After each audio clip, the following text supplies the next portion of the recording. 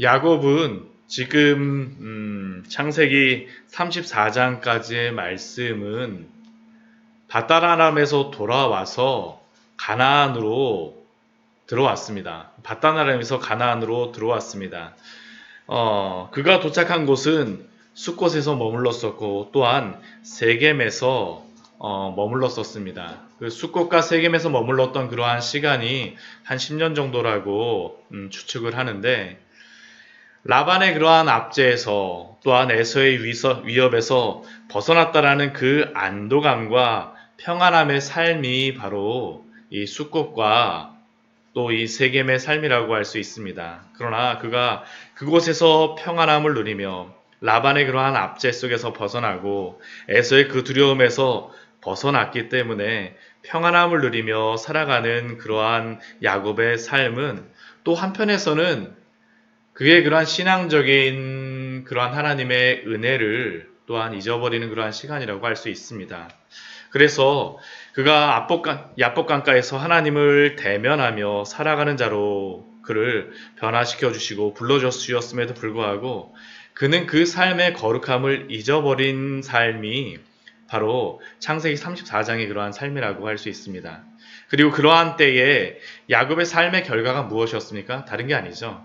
그의 딸 디나가 세겜에서 겁탈을 당하고 또한 그의 아들들은 세겜의 사람들에게 원수를 갚기 위해 다 속여버리고 다 죽여버리는 일을 행하였습니다. 그리고 이러한 일은 야곱으로 하여금 큰 두려움에 빠지게 하였고 또한 야곱은 아들들을 원망하며 또한 그러한 상황이었었죠. 또 아들들은 아버지에 대하여서 또 원망하는 마음이 야곱의 가족에 있는 겁니다. 이러한 상황 속에서 야곱이 선택할 수 있는 것이 무엇일까요?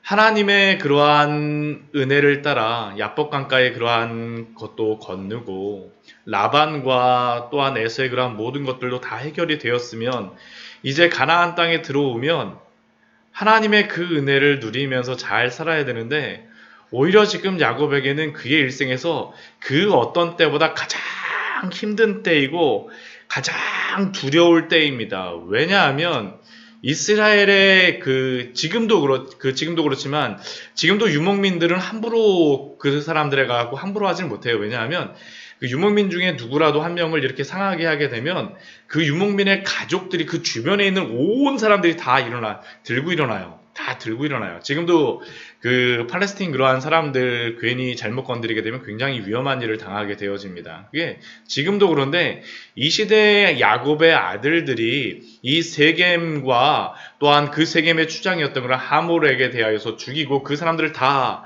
그 원수를 갚았다라는 것은 그 주변에 있는 모든 사람들에게 야곱과 야곱의 아들들이 당장 죽어도 이상하지 않다라는 그러한 의미입니다. 야곱이 굉장한 두려움에 빠질 수가 없는 게 바로 지금의 상황이죠. 그리고 가족은 진짜 콩가루 집안도 이런 콩가루 집안이 없죠.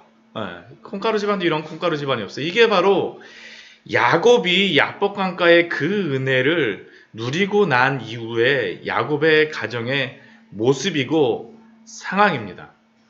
여러분이라면 이 상황 속에서 무엇을 선택하고 어떻게 행동하시겠습니까? 사실 우리는 행동하거나 선택할 게 없습니다. 이때 은혜가 무엇입니까? 하나님이 불러주시죠. 하나님이 불러주세요.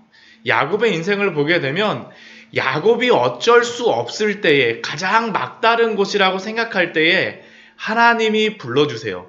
왜 그때 부르시겠습니까? 내 방법으로 되지 않는다라는 것을 야곱으로 하여금 깨닫게 하시기 위하였습니다. 야곱과 같은 인물은 어떤 겁니까? 내 방법 최대한 다 쓰는 사람입니다.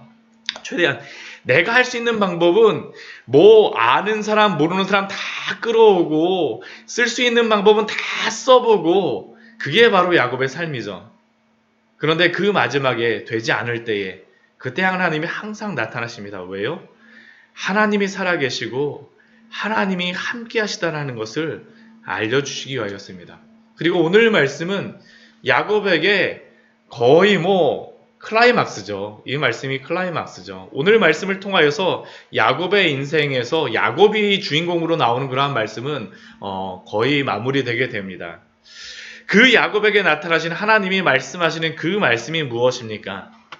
일어나서 베델로 올라가라입니다. 일어나서 베델로 올라가라. 왜 하나님께서 베델로 올라가라고 말씀하시겠습니까? 그것은 다른 것이 아니죠. 하나님이 야곱을 처음으로 만나 주셨던 곳이 어디입니까? 베델이죠. 베델. 에서의 낯을 피하여서, 우리 1절 말씀 뒤에 있는 것처럼 에서의 낯을 피하여서 도망하던 때에 하나님이 나타나셨던 곳, 그것이 바로 베델이었습니다. 그리고 그것은 하나님께서 단순히 나타나신 곳만은 아닙니다.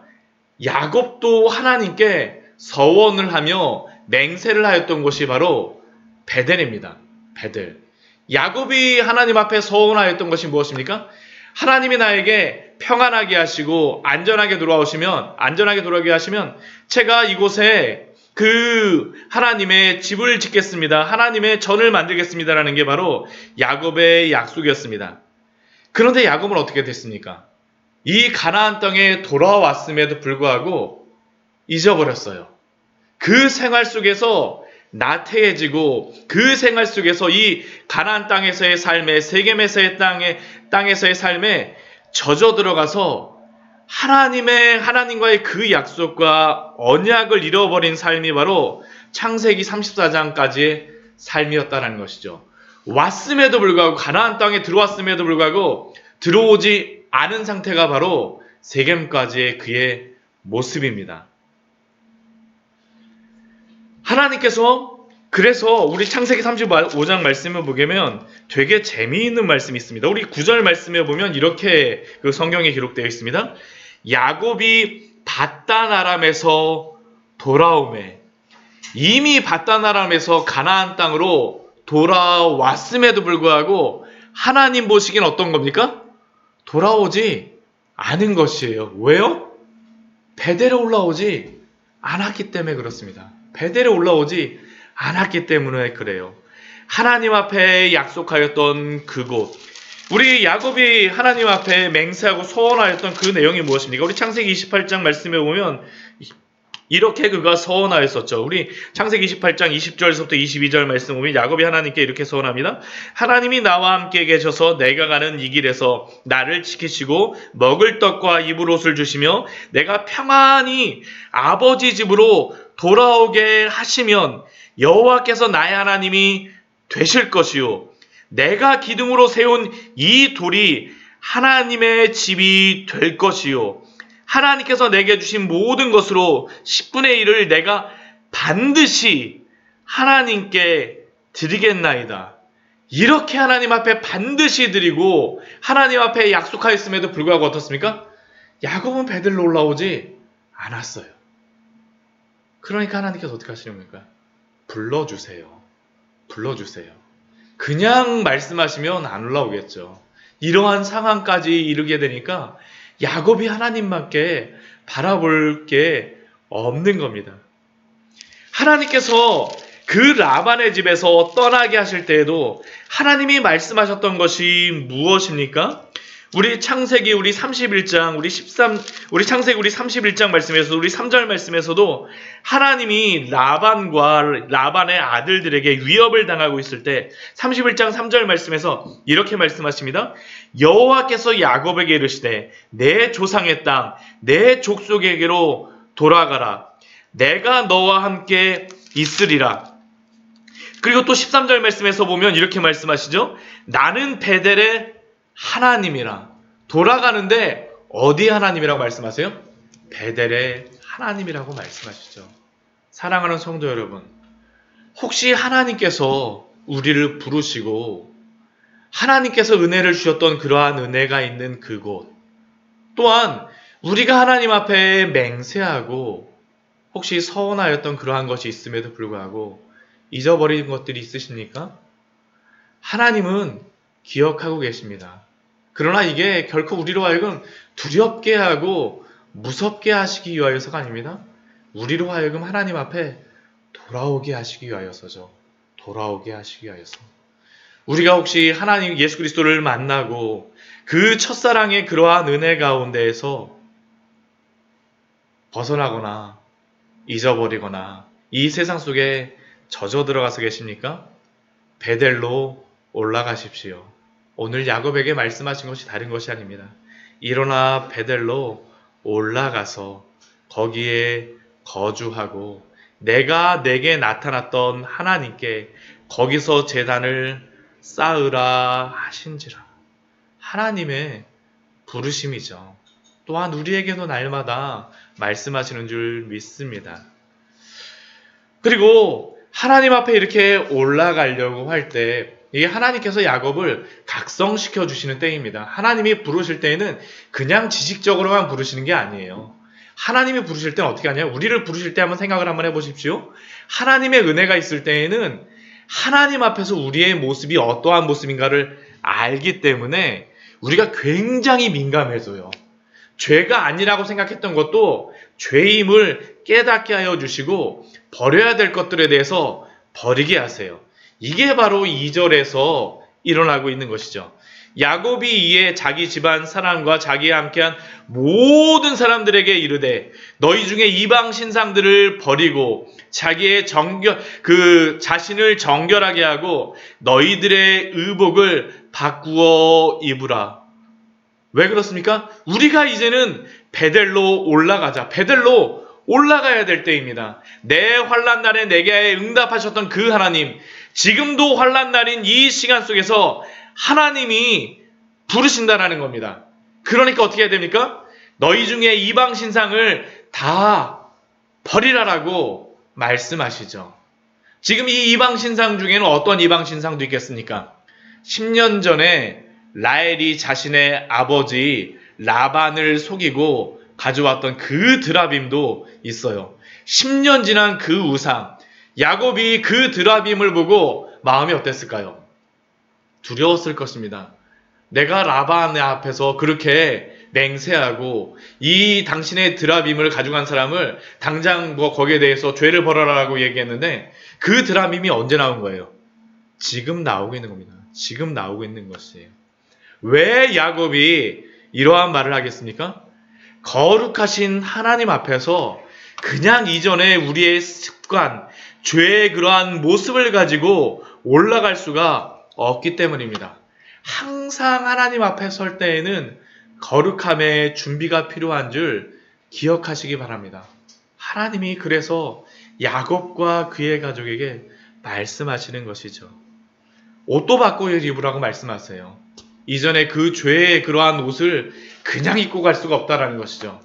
우리가 하나님 앞에 갈 수 있는 유일한 이유가 무엇입니까? 예수 그리스도로 말미암아 우리를 옷 입혀 주셨기 때문이죠. 예수 그리스도로 말미암아 옷 입은 우리들. 그러나 예수 그리스도로 말미암아 옷 입었지만 또한 우리도 어떻게 살아가야 됩니까? 날마다 거룩함의 그러한 삶을 살아가야 됩니다.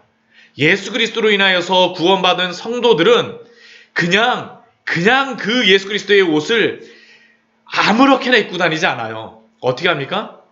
조심하죠. 예수 그리스도의 그 아름다운 옷이 더럽혀질까봐 항상 그 거룩함의 삶을 살아갈 수밖에 없습니다. 지금 여기에는 두 가지가 다 있는 것입니다. 그래서 예수 그리스도의 그 옷을 입고 난 성도들은 항상 그 삶에서 거룩함의 열매가 나타날 수밖에 없다라는 것입니다. 사랑하는 성도 여러분, 하나님 앞에서 거룩하게 살아가십시오. 예수 그리스도가 구주가 된 사람은 예수 그리스도가 삶의 주인이 될 수밖에 없습니다. 그래서 거룩하게 살아갈 수밖에 없죠. 이 말을 듣자 야곱의 가정에서 일어났던 것이 무엇입니까? 그들이 가졌던 그러한 모든 이방 신상들과 자기 귀에 있는 모든 귀걸이들을 다 야곱에게 줍니다. 그리고 야곱이 그것들을 세겜 근처 상수리 나무 아래 다 묻어요. 근데 이게 굉장히 큰 은혜인 게 무엇이냐 하면 야곱의 가족이 야곱이 이렇게 말했다 그래갖고 주는 사람들이 아니에요. 왜냐하면 지금 야곱의 가족들은 어떻습니까? 그 가족 안에서 서로 믿지 못해요. 라헬과 레아의 자식들, 또한 두 여종의 자식들 다 뿔뿔이 흩어지고요. 우리 창세기 우리 34장의 가장 마지막에 있는 그 아들들 시므온과 레위 그 잘못을 범하였음에도 불구하고 그 아들들이 그 아버지 야곱에게 이야기하는 것이 무엇입니까? 그가 우리 누이를 창녀같이 대우함이 옳으니까 아버지께 대하여서 반항합니다. 근데 야곱이 말을 한마디 하게 되니까 확 변하죠. 왜 그렇겠습니까? 하나님이 은혜를 주셨기 때문입니다. 저는 이 코로나 때 우리나라에 이러한 은혜가 있었으면 좋겠어요. 왜 이들이 이렇게 순종하겠습니까? 이 두려움 가운데에서 하나님이 그들의 마음을 만지셨기 때문이죠. 하나님이 이끌어 주셨기 때문입니다. 부흥은 인간이 만들지 못해요. 제가 아무리 설교를 10시간, 20시간 준비한다 해도, 제가 아무리 밤을 새서 설교를 한다 해도, 여기 계신 성도님들 한 분도 제 마음대로 어떻게 할 수가 없습니다. 제가 그걸 분명히 알아요. 그것을 우리의 마음을 바꾸시는 분이 누구겠습니까? 성령께서 역사하시는 것이죠. 하나님만이 하실 수가 있습니다. 오늘 야곱의 가족에서 부흥이 일어나는 겁니다. 이게 바로. 부흥은 하나님이 일으켜 주시는 것이에요. 하나님이. 이 코로나의 때 우리 민족에게 저는 정말 부흥이 일어났으면 좋겠습니다. 하나님밖에 의지할 분이 없잖아요. 물론 교회에 제대로 모이지 못하고 기도하지 못하는 때이지만 지금 이때가 또 저는 보면 사도행전의 시기인 것 같아요. 예루살렘에 모이지 못하니까 어떻게 돼요? 각 집으로 흩어지지 않습니까? 각각의 처소에 있지 않습니까? 그곳에서 기도하며 그것을 통하여서 부흥을 일으키셨듯이 우리나라에 부흥이 일어나도록 기도하여 주십시오. 하나님이 일으키시는 겁니다. 부흥은 하나님이 철저하게 일으키세요. 우리는 그냥 다만 통로이고 도구일 따름입니다. 우리가 할 것은 하나님 앞에 우리의 모든 죄를 다 회개하고 하나님께 맡기고 기도하며 올라가는 것입니다. 그리고 야곱이 행하는 것이 무엇입니까? 가져온 것으로 끝나지 않아요. 묻어요. 땅에다 묻습니다. 세겜 근처 상수리나무 아래 묻어요. 이 세겜 근처 상수리나무는 그냥 상수리나무가 아닙니다. 이게 세겜 근처 상수리나무라는 게 아예 그냥 고유명사와 같아요. 성경에서는요. 아브라함도 세겜에 들어왔을 때 세겜 근처 상수리나무에서 제단을 쌓고요. 야곱도 세겜 근처 상수리나무에서 이것을 묻고요. 여호수아도 세겜 근처 상수리나무에서 이스라엘 백성들이 다 모여서 다 같이 하나님 앞에 언약을 맺습니다. 왜 그러냐면 이곳은 하나님이 약속하신 그곳이기 때문이에요. 근데 이곳에 묻는 이유가 무엇이겠습니까? 더 이상 죄의 곳으로 돌아갈 수가 없다라는 것이에요. 묻었다라는 것은 더 이상 그것을 파내지 말라라는 것입니다. 돌아갈 수가 없다라는 것이에요. 죄로부터 떠나간 성도들은 더 이상 죄의 삶으로 돌아갈 수가 없다라는 것입니다. 우리가 그리스도로 인하여서 변화되어졌다는 것은 다른 의미가 아닙니다. 이전의 옛사람은 죽고 예수 그리스도 안에서 살아났다라는 것이죠. 묻으라라고 말씀하세요. 혹시 죄에 대한 기억들이 있으십니까? 회개할 것들이 있으십니까? 하나님 앞에서 잘라내십시오. 그리고 그 모든 것들을 묻어버리십시오. 하나님 앞에 우리는 묻어야 됩니다. 더 이상 그것을 추억하면 안 돼요. 오늘 말씀에서 그것을 말씀하여 주시죠. 우리 뒤에 말씀해 보게 되면 또 우리 그 8절 말씀을 보게 되면 리무가의 유모 드보라가 죽음에 상수리나무 베델에서 상수리나무 밑에 장사하고 그 나무 이름을 알론 바꾸시라고 이름을 붙입니다. 왜 갑자기 여기서 베델에서 제단을 쌓았는데 갑자기 리브가의 유모 드보라가 죽었다라는 것이 나옵니다. 리브가가 죽은 것은 성경에 기록되어 있지 않은데요. 리브가의 유모 드보라가 죽었다라는 것과 함께 나무 밑에 장사했다는 것이 나옵니다. 이게 다른 의미가 아니에요. 이게 뭐냐 하면 리브가의 유모는 어디 출신이겠습니까? 하란 출신이에요. 밧단 아람 출신이죠. 그 밧단 아람의 그 출신의 사람이 이제는 죽습니다. 이제는 야곱의 삶은 더 이상 라반에게, 더 이상 하란에, 더 이상 옛사람에 속해 있지 않다라는 것이죠. 그래서 9절 말씀에 나오는 것이 무엇입니까? 이 모든 것들 하고 나니까 야곱이 밧단 아람에서 돌아오매라고 말씀하시죠. 몸만 돌아와서 되는 게 아니라는 것입니다. 우리의 모든 죄악된 부분들도 다 회개하고 돌이키고 하나님 앞에 돌아오는 것이 바로 베델로 올라가는 것입니다. 이게 바로 야곱에게 있었던 그 은혜죠. 그러니까 하나님께서 다시 약속을 주시는 게 무엇입니까? 이미 약복강에서 야곱의 이름을 무엇으로 바꿔주십니까? 이스라엘로 바꿔주셨는데 10절 말씀을 보게 되면 다시는 야곱이라 부르지 않겠고 이스라엘이 내 이름이 되리라 하시고 그가 그의 이름을 이스라엘이라 부르셨습니다. 다시 부르세요. 다시 부르세요. 왜요? 야곱의 그러한 모든 죄악된 부분들을 다 죽었다라는 겁니다. 이제 너는 더 이상 야곱으로 살면 안 된다라는 것이에요. 야곱으로 살면 안 됩니다. 우리는 더 이상 옛사람으로 살아가면 안 됩니다. 이게 바로 일어나 베델로 올라가는 것입니다. 그리고 그 이후의 말씀에 보게 되면 그 하나님이 아브라함에게 약속하시고 또한 이삭에게 약속하셨던 그 약속을 말씀하십니다. 그 약속을 말씀하세요. 우리 그 뒤에 우리 말씀들이 또 있는데 이거는 시간이 또 지나가기 길어지기 때문에 더 이상 제가 말씀을 드리지 않겠습니다. 내일 요거를 잠깐 시간 있으면 말씀드릴게요. 나머지 그 부분에 대하여서는. 우리가 야곱의 인생에 대해서 우리가 생각해 봐야 될 때 중요한 것이 있습니다. 야곱의 인생은 다른 것이 아닙니다. 하나님을 믿은 자들, 구원받은 성도들에게 그냥 구원받은 것으로서만 끝난 것이 아니라 구원받은 이후에 어떻게 살아갈 것인가를 우리에게 질문하시는 말씀이 바로 야곱의 말씀입니다.